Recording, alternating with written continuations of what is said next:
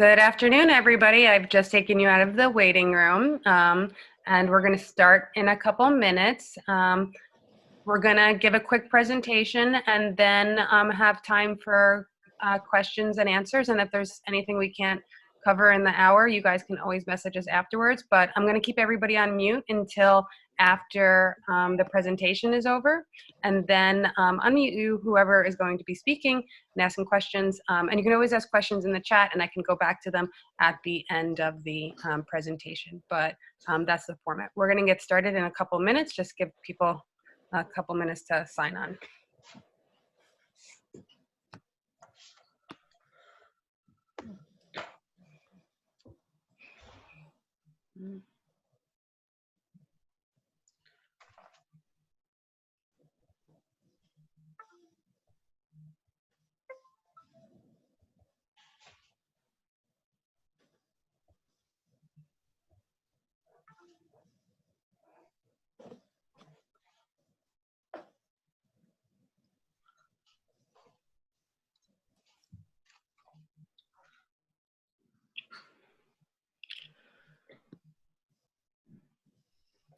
Hi, for everybody just joining. We're just waiting a minute or two for other people to sign on. That you're going to stay on mute until we end the presentation. The presentation should be 15-20 minutes, but then we know that there's probably a lot of questions about everything that's going on right now with COVID and buying in general. So we're going to open it up for questions so you have the three professionals at your fingertips to ask questions to. So just give us a couple minutes to get started, but that's the format for today.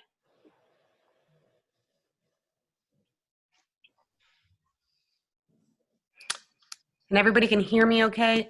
And see the presentation screen. You guys can leave comments and questions in the chat, or if there's any problems, just put it there. I'm gonna type in the chat so people know where to find it, because I know sometimes people don't know where the chat is.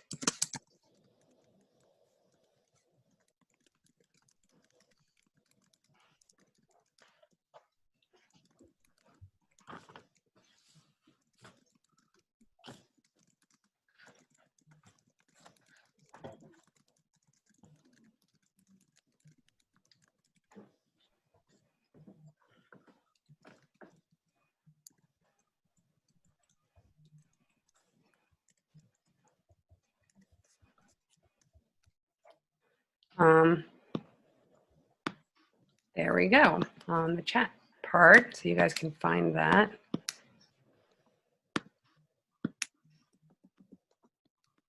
Now it's in my way.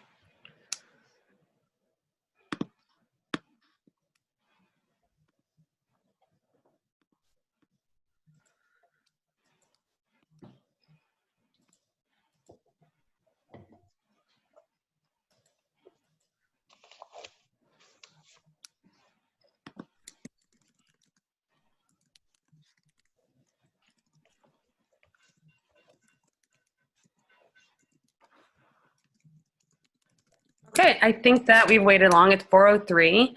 I'm gonna just figure out how to remove the chat from my window that I can't seem to figure out how to do.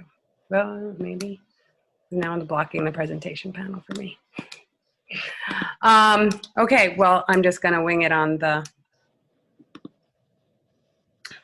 presentation part of that. Can, Lisa, do you mind keeping an eye on the chat for me? Sure. I am gonna go into full screen mode. So welcome everybody. Thank you so much for joining us today on this beautiful day. I know most people might rather be outside if they could make it.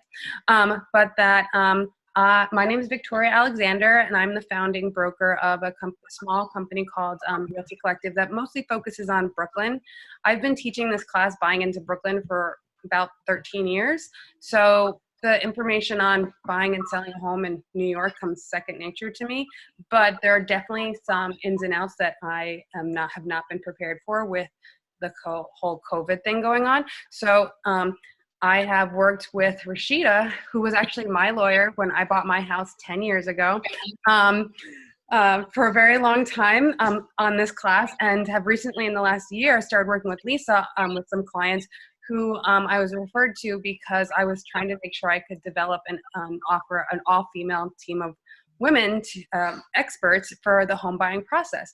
And we were going to do this class in person, and decided it would be really helpful for people to do it online now, because there's so many things happening. Rashid and I have a deal going on now. Things are just not going the normal way. I am going to open up with the basic normal structure of how you would, start the buying process. Even during the COVID time, that's still similar. There are some obstacles with the buying, but I, would think that we all want to focus a lot on probably the obstacles and challenges that we're all seeing in the market now. So I'm going to mute everybody until the end of the presentation, and then we can all go off mute. I went over this before. I think everybody's here for that. We're going to give a quick presentation about the buying process, and then open it up for questions, and we're just going to start. So this is Lisa Yanchi. She works at Country. Why am I having the Cross country? I'm like Cross Country Mortgage, and Rashida Sadiq from Serpico and Sadiq, the lawyer that was my lawyer. And I'm gonna go. Do you guys want to say anything before we get started? No, we can just start. No, we can just get going, and then we'll talk. Get going and we'll drop in. Okay, let's see if I can figure out how to go to the next page. There we go. I hit the button. So why buy now? It's probably going to be a really good opportunity that, it seems like if you have a mortgage right now, that there's a lot more options for you for deferment and other things that seem reasonable than renting. There's stability. You love Brooklyn and never want to leave. The COVID situations realize that you never want to leave this city. It's the best place ever. And even during a quarantine, you would rather be here than anywhere else. It's a good investment. You're building equity. You get to make it your own. Taxes. There's lots of reasons to want to buy your own property. And one of the things that I have is, as a resource and tool for the clients I work with, is a rent to buy matrix, where you actually plug in numbers to see if you're only staying in New York for 5 years and your rent is $1,500, it probably doesn't not make a lot of sense for you to buy something. But if you're going to be here longer than that and your rent is $4,000, you probably could be looking at getting a mortgage, and that would make a lot more sense. So I do have a calculator where you can plug in numbers to really help you figure out, if buying makes a lot more sense for you than renting. And then once you have figured out that financially you want to buy and that this is the right decision for you, the most important thing that I always emphasize during all of this time, no matter if crisis or not, is having your team of experts that know how to work together. And that will advocate for you and will support you and guide you through this process and help you do your due diligence to make sure that you are protected and making a sound decision. It might not be the right decision, but it is a sound decision based on, people doing their due diligence and advocating for you. So it is really important you have a lawyer, a mortgage broker, and a buyer's broker that work together to close the deal. If you have one person that does not have a good communication style, that is taking liberties with their role as lawyer and trying to negotiate the deal for you, that's the broker's job. And so you want to make sure you have a team of people that you feel comfortable communicating with, and that they can communicate with each other because you vetted them and you know that they are like even-keeled and good at their job and going to advocate for you to make the deal happen. So that is the first step.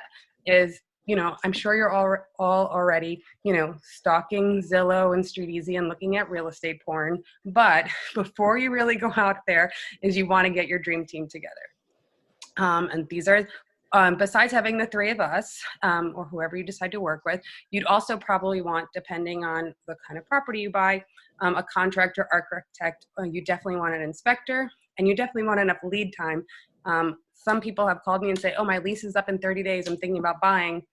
It doesn't work that way unless you have all cash. And even then, you're not going to find the property that you probably want.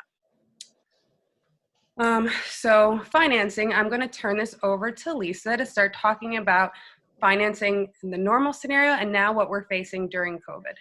Sure. So as Victoria mentioned, my name is Lisa Yanchi. I'm at Cross Country Mortgage. Cross Country Mortgage, we are a private mortgage lending bank, which means that we function like all the big banks, but all we do is mortgages. So very important what Victoria said to echo. It's really important to have your team in place. And in an ideal situation, you are reaching out to me simultaneously to the same time you're reaching out to Victoria, because you want to know what you can afford and get pre-approved for while you're looking at properties. You don't want to fall in love with something that you're not going to be able to afford mortgage-wise, or maybe think that you can afford less than you really can. So it's really important to start the pre-approval process really early on. In terms of financing, there's a lot of different options out there. So you can do something like FHA, where you can put as little as 3.5% down, to 5% down, to 10% down, to 20% down and over. It really depends on what you want to buy, how much it is, and what type of property. So for a co-op, for example, you're typically looking at a minimum of 20% down. For a condo or a single family home, you can potentially put down less and then get something like mortgage insurance. The three factors that come into play when you're looking to get pre-approved for a mortgage are: how much do you make? And that's based on the money that you pay taxes on. So if you don't pay taxes on it, you can't use it in the equation as to how much you can afford.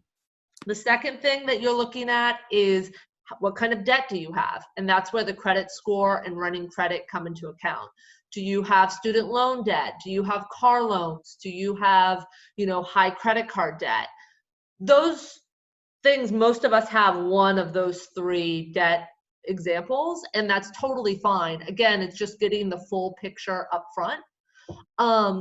And basically what my job is when you reach out to me initially is figuring out how much you're looking to put down roughly, and how much what's your dream in terms of what your purchase price is. Then what I do is I ask you guys a bunch of questions, get a bunch of information, and use that to crunch the numbers to figure out what I can get you pre-approved for. What you have to remember is that a pre-approval is really a rough draft. Okay, so I'll give you a pre-approval, and then you'll start working with Victoria and looking at things. And maybe you find something that's a little bit higher than the pre-approval I gave you. That's okay, that might work.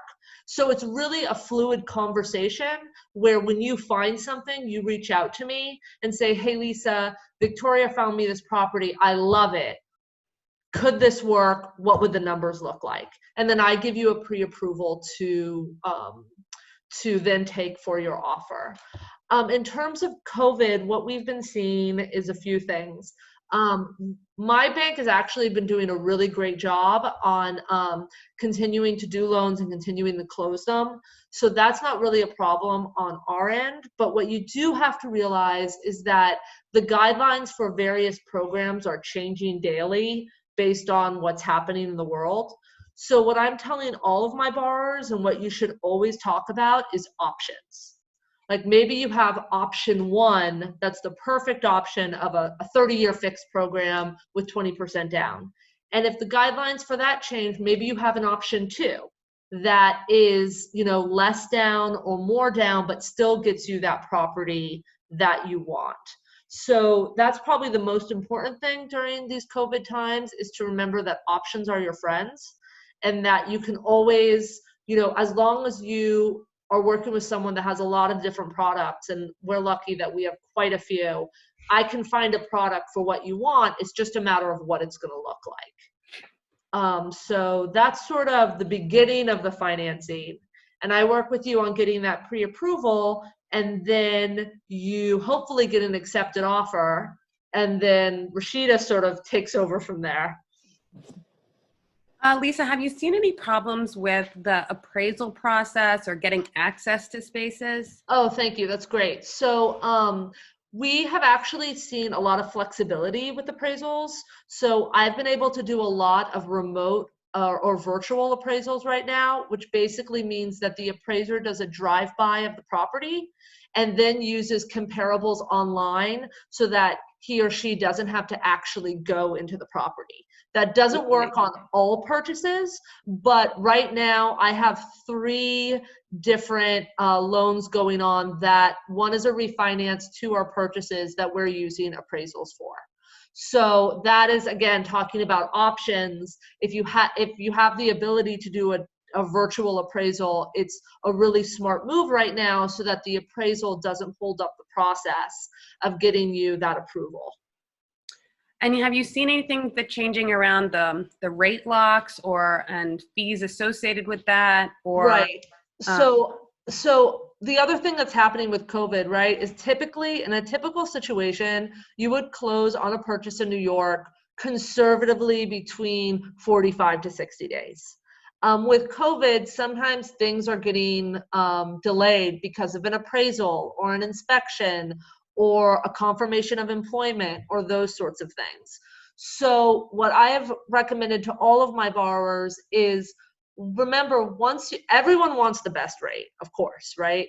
Once you lock, though, you're in a lock window where you have to close by that specific date, or you have to pay extension fees, and those can become expensive.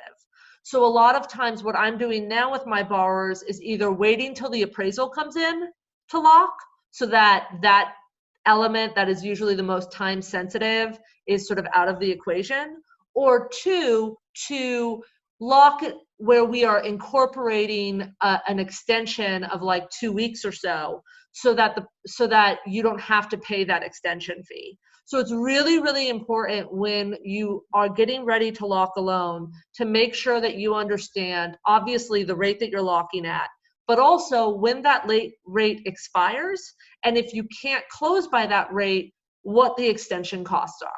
Because those three things are very, very important to make sure that you close on time and that your closing costs don't get out of control.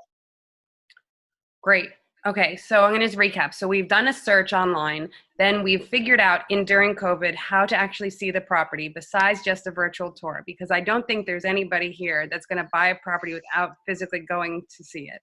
And we have been able to manage that and doing that for property that is on the market now. Then you're talking to, before you already have your pre-approval from Lisa, so we're already looking at things that are in your price point. But then we're asking for a pre-approval letter to submit an offer on the property. And going into what is negotiation period. And that's where I've seen less of this moment right now in the COVID time. I just haven't gotten there yet on some of the deals or clients I'm working with, but I do think that Rashida has some really important things to add to the equation about what has to happen now that we're in COVID about the negotiation for contracts. So we've found that we've narrowed down your size, location, the type of property. We know based on condo or co-op what your expenses are going to be monthly, so that at least you can calculate that in, because there's a big difference.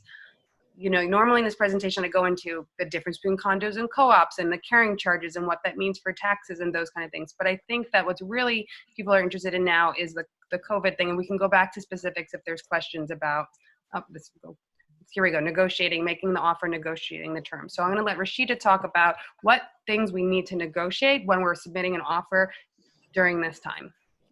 Thanks, everyone. So just a little bit about myself. I'm a partner at Serpico, and Sadiq. I've been practicing real estate for the past 17 years. So I was around practicing when we had the whole crisis with the banks going under and people were in contract and down payments and things like that in 2009, 2008, a little before that as well. Started practicing in 2002. So what we've been seeing now, you found your property, you've put in your offer, now got in the contracts. Real estate is a lot hands-on. Typically, I'm meeting with my clients in person. Pre-COVID, we're going over the contract of sale. They're issuing a check for the deposit. They've done their inspection prior to meeting with me because they're able to go to the property several times and do an inspection.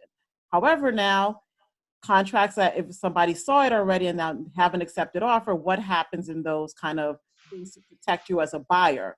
So we're seeing several contract contingencies that have to be negotiated. The one that's always been there if you're getting financing is your mortgage contingency. That's easy. You have 30 to 45 days to get your mortgage. If you're not able to get your mortgage, you have a right to cancel the contract and get out of the deposit, get your down payment back if you're not able to get the mortgage. And two more ones that have kind of developed during this age is what we call is an inspection contingency for New York primarily. because if you're buying a house or sometimes a condo or a co-op, depending on how big the building is, you may want to do an inspection. I have a client right now that they put in their offer, got accepted early last week, and they wanted to do an inspection. So we're negotiating, putting in a clause that they're able to do their inspection after they get into contract. It has to be done within a certain time period. And if they're not satisfied with that inspection, they have a right to cancel the contract. Because that's one contingency, that's a new one that's developed that is typically not for New York, where you do your inspection after you sign in the contract, because you're not physically able to get an inspector in to do that prior to signing. Another one that we're also negotiating, what we call a COVID-19 clause. Because as Lisa had mentioned, there's deadlines that have to be met, whether it's your rate lock that may expire, that you may not be able to close by because they're not able to get the bank clearance because the appraisal wasn't done, or if it's a co-op or a condo, you're not approved yet because you weren't able to get your interview. So a standard closing on a regular transaction was maybe 30, 60, or 90 days. Now, under these circumstances, you may be looking at 90 plus days, depending on what happens in the next couple of weeks. So we want to make sure there's a clause that if it gets extended past your rate lock extension, that you have a right to either renegotiate for the seller to pay some of those extension fees, or you have a right to cancel the contract if you're not able to get your commitment extended, or if there's an adverse change in your employment that was not in your control, you got fired because your job unfortunately downsized or something like that. So those are kind of contingencies as you're looking at properties that you have a little bit more of a negotiation right now to get those two contingencies into the contract. And a lot of time it's about, yes, we want to weigh the risk of the seller and the buyer, but a lot of sellers are a little bit more comfortable with putting in a COVID-19 clause if we limit it to a reason just related to this pandemic versus just an overall, hey, I decided to quit my job, I'm trying to get out of the contract. Those type of things that we're trying to both understand what the seller is trying to avoid the risks, and then also the buyer is trying to minimize your risk as well.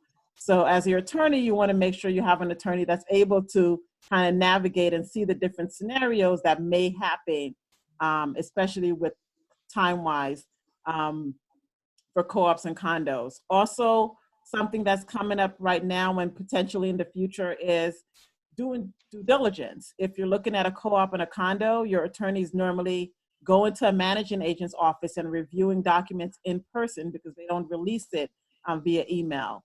Now they're allowing us to sign a waiver and allowing us to review it, sending us an email with a zip drive or access code to review board meeting minutes. A lot of things are being done electronically. Our contracts, we have provisions in there that now you can use DocuSign, you can use PDF, wires are acceptable, or a lot of things that weren't there typically prior to it, but are there now that we're able to based on what's happening in the industry right now. I don't know if you want to talk a little bit about closings. We're going to get to the closing. That happens after we've negotiated and we've gotten into contract, right? So so that's interesting that they are sending you the co-op minutes via email now. And so you're signing like a non-disclosure agreement or something, yes. I'm assuming. And so with co-ops, usually part of Rashida's job is part of the due diligence to make sure that the building is financially sound and that it's being well managed. So the co-op minutes usually reflect how the building's being managed, and then she also gets to look at the building financials and review them to make sure that they have enough money in reserves, and you're not going to be getting something called an assessment in a year or two because they have a large project. So that's part of the purchase process when you're doing the due diligence before you go into contract. You want to be able to look at all this stuff to make sure once you sign the contract and go and put your money in escrow that you're making a good decision before you do all that. So that's interesting that has changed so much. Are you having the trouble getting inspections done? It depends on some buildings right now because a lot of the bigger buildings aren't allowing move-ins, move-outs, or allowing contractors or individuals into the buildings. Mm-hmm. So there's some of them that, yeah, they're not allowing anyone into the building. So they're not able to do inspections. For a house, if it's a vacant house, then it's probably easier for an inspector company. I recently got an email from an inspection, I guess their association, that even though real estate is considered essential business, so you're able to do some of the work still, they have decided, because they're an inspection company, a lot of times they have to go into the property in order to do a formal and more thorough inspection. They don't want to take on that risk because now they're putting themselves at risk, because even though appraisal, they can do a drive-by appraisal, you can't do a drive-by inspection. You have to actually physically go in. You have to go into the nooks and crannies. You have to touch the appliances. So some inspection companies are just saying they're not doing any inspections, no matter what the governor said, no matter what's going on. So even if they are allowed access for a house, they may say, no, we're not doing an inspection. So we have to take that into consideration. And as I said, try to put in, let's say, a clause that you'll do the inspection within a certain time period after the pause mandate has been lifted. You'll do an inspection after you get clearance that the property has been disinfected or some type of way, so that they feel comfortable in going in and doing an inspection that we're now seeing.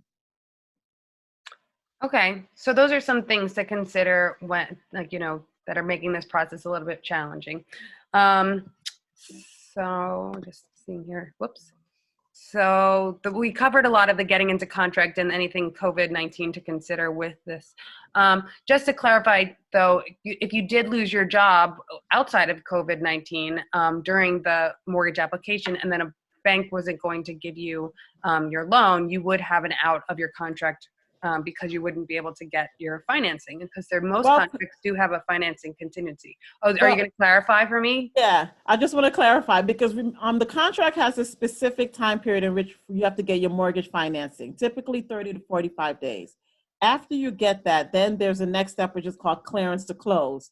So under the contract, if you got your commitment, your bank has given it to you, you met that contingency. So if between the time that you got your commitment and the closing, you lose your job, you are potentially at risk of losing your deposit. It's not a funding contingency. Right. So some contracts we were able to put in a funding contingency, but that's been kind of like 50-50, depending on the buyer, depending on the seller, whether they'll allow us to do that. For a co-op, it's a little bit easier to put in a contingency like that, because you have to get approved by the board, and the board's not going to approve you if you're not currently employed. But for a house, some sellers say, no, the risk of you, after you get your commitment, it's on you. And that's what your standard contract says. Right. So we have pre the pandemic have sometimes been able to get in a contingency called a funding contingency, but that's not always the case. Now we see a little bit more kind of comfort level with sellers saying, hey, let's put in a kind of this funding contingency, but limited to COVID-19 aspects. And this kind of funding contingency also happened when the banks went under, in like there was the financial crisis. Yeah. We were able to put those type of funding contingencies in there. So it's not a clear that, you after you get your commitment, you lose your job, you get your down payment back. It's really, it's not always the case. Well, that's why it's having these really important clauses and knowing what there is to protect you is out there. Lisa, were you going to add something? Well, yeah, I was just going to say that, even before this COVID stuff, so at any point in a mortgage process, if your income changes, so remember the three things they said: your income, your debt, and then also your assets, right? So the assets is where the down payment's coming from. The income is what qualifies you for the loan, and the debt is what you take into consideration when you get a pre-approval. If your income or your debt change throughout the mortgage process, that is a time you have to let your mortgage officer know.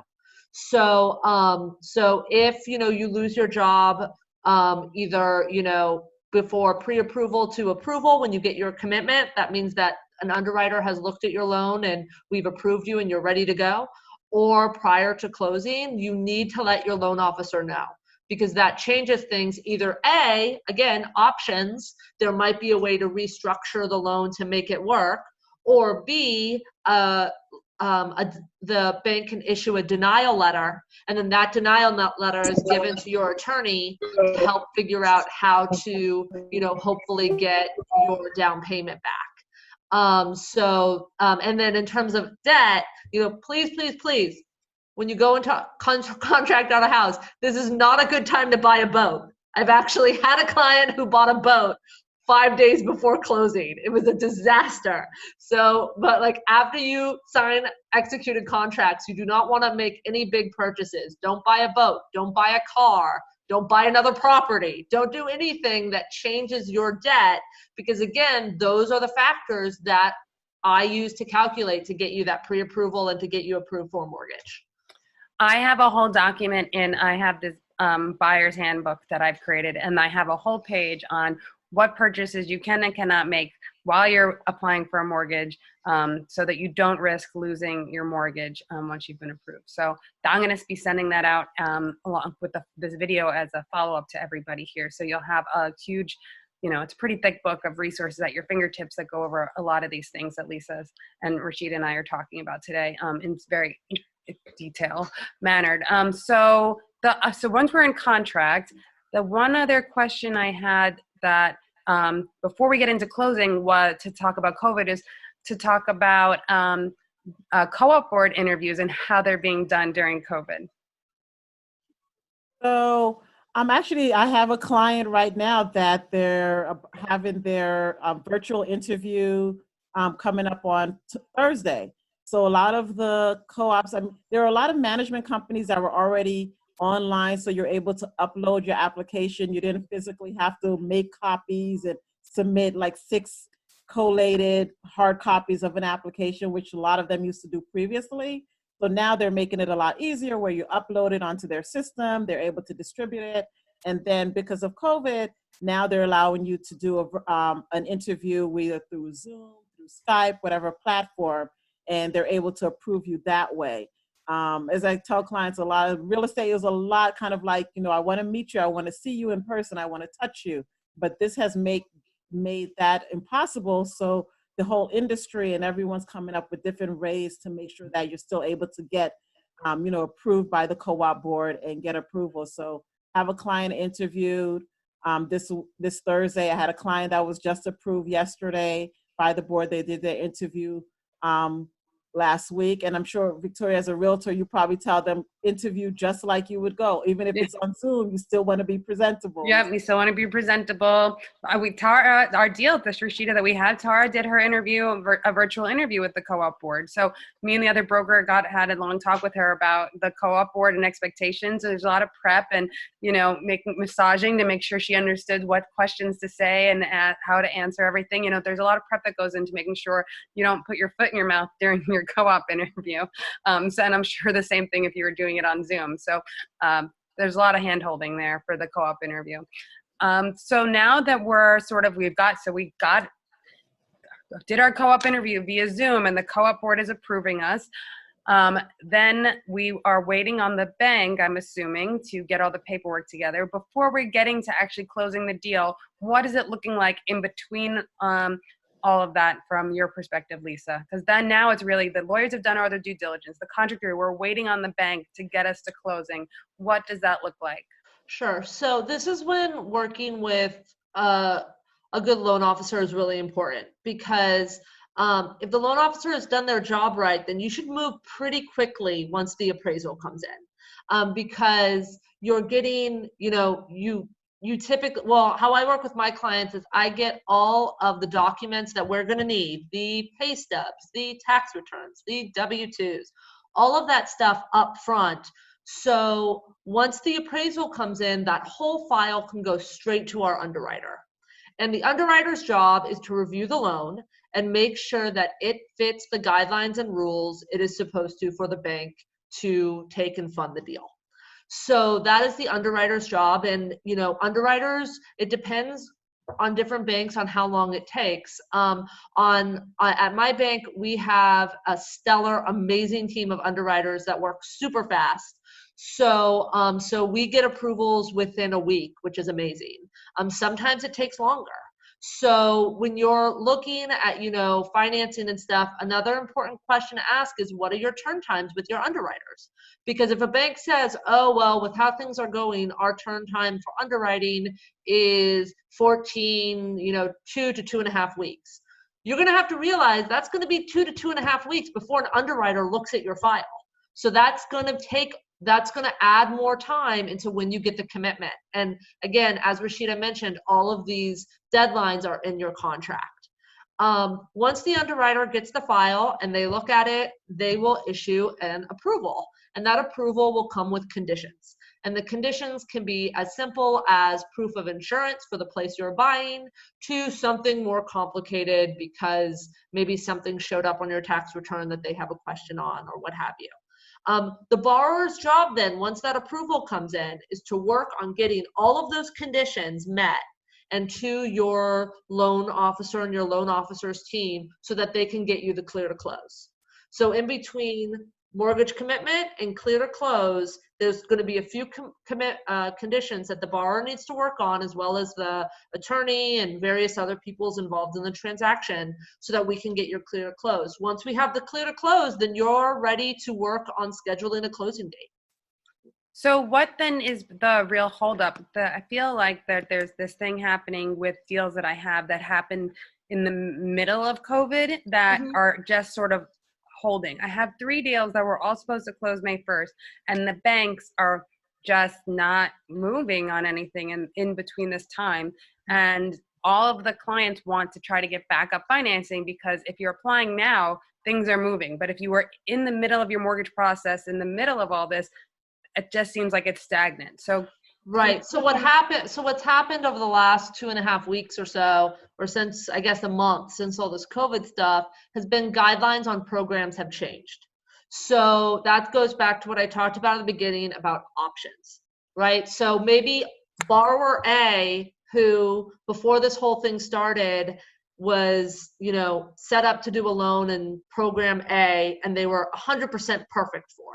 Well, now the guidelines for that program has changed. And so now the loan needs to be rewritten or reformatted to fit the new guidelines.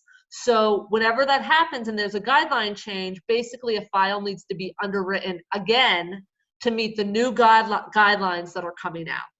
So that's part of the delay. The other part of the delay, right, is along with appraisers and inspectors and all of those people that are delaying things, there's also just functional stuff like verifying employment and verifying income and tax transcripts that are getting delayed.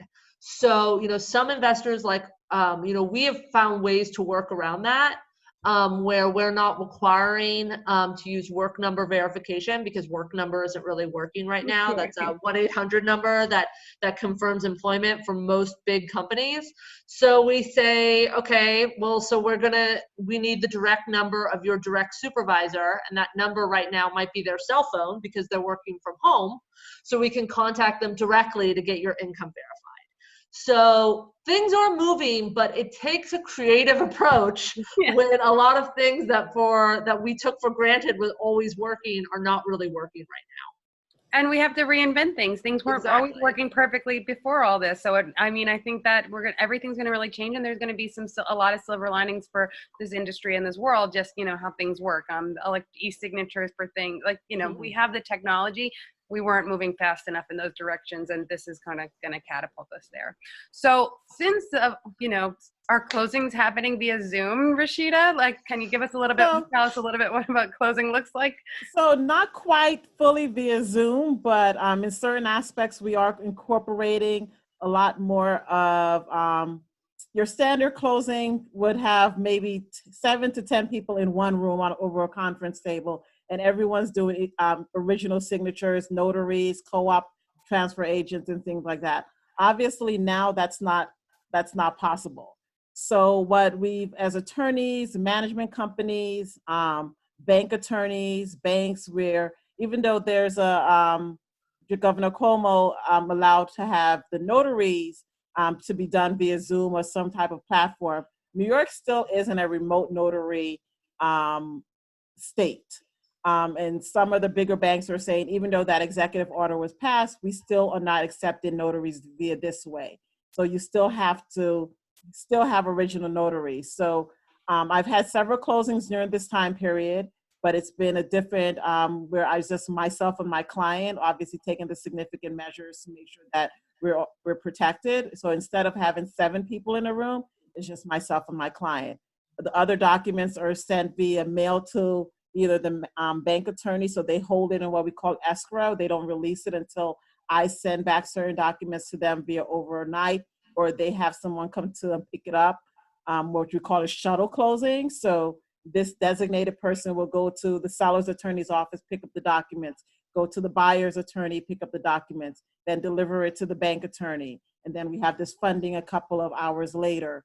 What we're also doing is a lot of wires. So one of the caveats I'm telling my clients is, obviously there's lots of fraud going on. So if you are sending wires, you want to make sure you verify it with the person that sent you the wire. As an attorney, we also have to call everyone before we send out a wire, verbally confirm their wiring instructions, because you don't want that wire of a significant amount going to the wrong individual. Power of attorneys are good if you're able to give your attorney power of attorney. Today I had a closing via power of attorney, so I had to sign all of the documents on behalf of my client, and then I overnighted it to the bank attorney, and funding happened yesterday. I overnight all the documents, had it signed, and I'm able to have my colleague notarize it for me via Zoom because we're attorneys, and able to overnight it to the bank attorney and send out wires this morning, and everyone is closed. Keys are being overnighted to my client. So it's not completely virtual, completely remote, but there are different steps. And one of the things is about this timing wise. And I think in essence for the future, a lot of what we're doing in New York here is similar to, I'm also licensed in New Jersey. And in New Jersey, your closing is, once again, just typically your attorney and the buyer. The seller's attorney sends the documents in advance, the title company sends the documents in advance, and the buyer's attorney disperses everything for a house or a condo. So I think in New York, that may be the trend for the foreseeable future. For a co-op, the management company has now overnighted all the documents to the bank attorney, and then we get them the documents they need. So once again, it's going to be a lot of working with the parties, and just the clients have to understand that it may take, instead of a week to get you scheduled, it may take 2 weeks. So Right. you have to take that into consideration when you're locking in your rate. And walkthroughs. Question, I had a client, how are they doing their walkthroughs? It has to be socially distanced. So if the property is vacant, then maybe the realtor lets you in, you go through, do your walkthrough, come out, take pictures, send it to your attorney. But you have to, you can't do your walkthrough the morning of. You probably have to do it 2 days Right. before. Yeah. So a lot of these things you have to kind of adjust in order to make these closings happen. Well, if you need a notary, I'm a notary. I will travel. So that, I mean, I think that's really interesting to hear how much has changed. It's actually a lot of things now that we've had this we've talked about it, you know, what we're going to all talk about today, but really to put it in through that picture, there's a lot of different aspects of this process. A majority of them have had to change for this scenario. So we've been talking for about 40 minutes. So I'm going to let us stop, unless there's anything, Rashida or Lisa, you want to end with, but we're going to open up for questions from everybody and let you guys ask questions. Is there a way to do this in order that, or put in the chat that you want to ask a question? I can call upon you, and you can unmute yourself and then ask the question. If there are questions, are there questions? Yes? No? Okay. I have to unmute you. Tell me who. Oh, JP. I'll unmute you, JP. But I think you can unmute yourself. Got it. There we go. Thank you. Hi, Victoria. Thank Hi, you. JP. Nice to meet you. Good to meet you too. So really quickly, I am actually an interior designer and I do a lot of staging. And one of the things that we've been overcoming is like taking everything virtual. So from your perspective as a realtor, like what do you see in terms of like value? Like have we had like a price correction? You know, through like Rashida had touched on something really interesting before, was that she's kind of weathered a couple of these downturns in the economy or recessions or whatever, you want to call them. So what are we seeing in terms of like pricing? Specifically, like, there are certain neighborhoods that are kind of holding value or certain areas. What are your thoughts about that? So I was also in real estate during the 2008, 2009 crisis. I actually bought my house during that time and got a really great value for it. Was one Yeah. of I feel like I made a really smart decision and took advantage of that. But it was at the cost of two other people had offers on the property I did buy and lost them. So I was the third person to come in there because nothing was sticking back then. So for the moment, there isn't enough product on the market to actually say what is going to happen.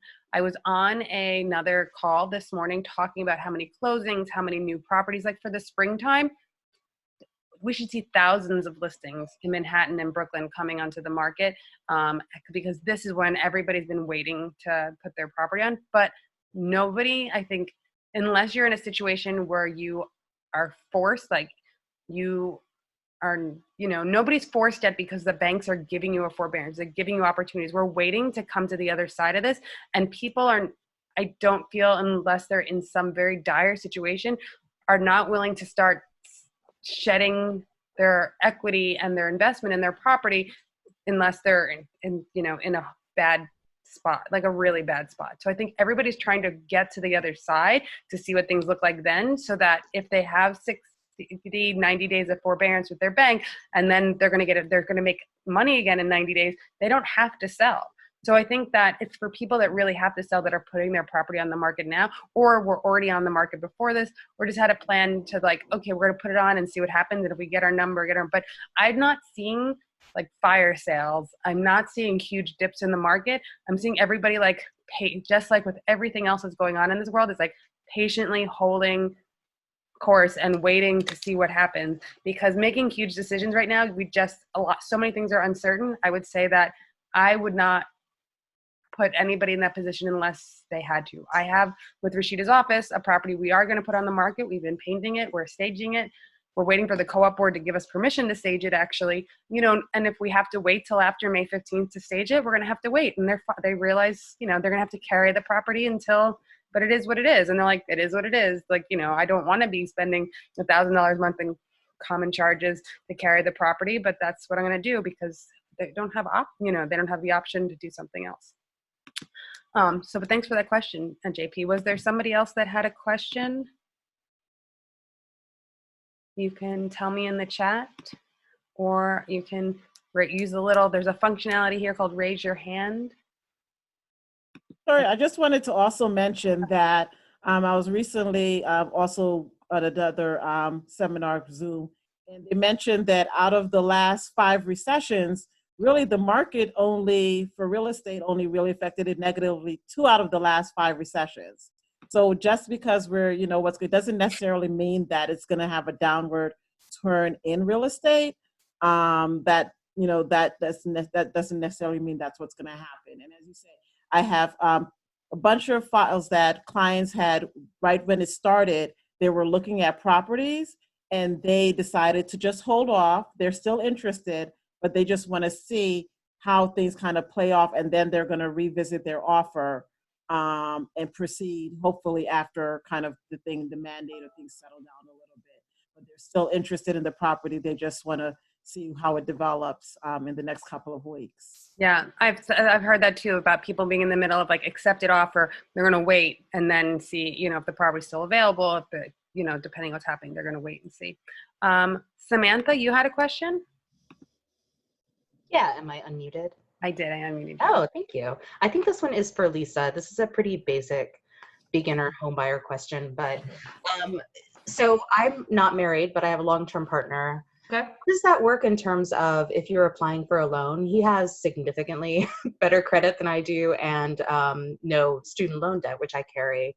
Is it considered suspect if you sort of apply separately, or? Well, do you guys live together? We do. Mm-hmm. So generally, if you and your partner live together and are going to live in the place together, then